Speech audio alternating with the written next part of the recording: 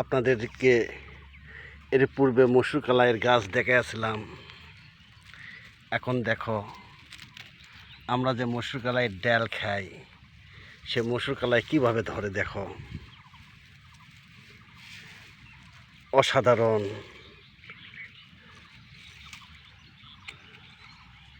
হ্যাঁ, এ হলো ডাল, এ হলো ডাল, গোটা জমি। আশ্চর্য হলেও সত্য, মসুর কলাইয়ের ডালে কোনো পানি লাগে না। পানি ছাড়াই এর উৎপাদন অনেকাংশ হয়ে থাকে এবং মসুর কলাইয়ের ডাল অযত্নেই হয়ে থাকে।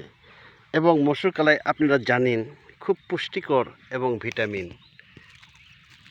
ভিডিওটি লক্ষ্য করে দেখেন, এক একটা গাছে হাজার হাজার সিম এসেছে, হাজার হাজার হাজার হাজার। সুন্দর এই প্রকৃতির পরিবেশে সুন্দর এই ভিডিওটি কেমন লাগলো অবশ্যই জানাবেন। সবাইকে ধন্যবাদ।